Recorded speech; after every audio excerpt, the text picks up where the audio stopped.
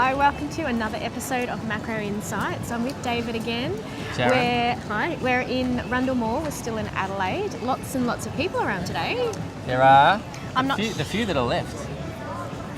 Yeah, well, it's fitting. We are going to talk about population, what type of population movements we're having and where it's sitting at the moment. So I've got David and I want to ask you some questions. So what is the population of Adelaide doing? Well, it's at 1.3 million. Okay. It's 0.8% year on year at the moment. Slight downward trend, which is concerning, but they're losing 5,000 people to interstate. Right? That joke, what's that joke? The best road out of Adelaide, is that the one? The road to Melbourne. Yeah, that's right. Maybe that's what's happening. I think a lot of people are going to Melbourne and Sydney for the work, there's no question, right? They're certainly not going to Perth because Perth is also experiencing migration outflows as well.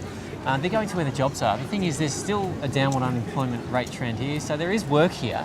They're possibly chasing better pays elsewhere, or maybe they're just trying to find something new. But there's no question that 5,000 people are leaving, which is concerning. 10,000 people coming in from overseas, which is great.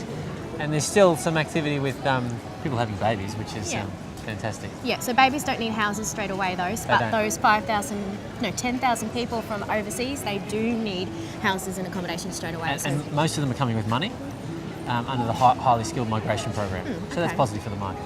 Excellent. All right, so it's not too much of a downer, I don't think, but how do we see this going forward if population stays in the same growth patterns for house prices? I think people will interpret the population figure at 0.8 and say that's negative for prices. I think what a lot of people don't understand is that the market can grow strongly on those sort of figures, and it has grown strongly, especially in South Australia.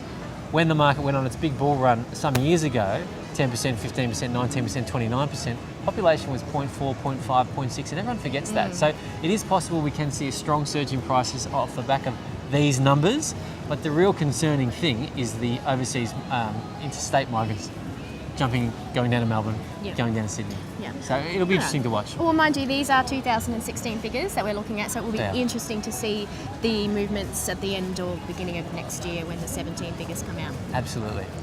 Thanks, Sharon. Great. Thank you.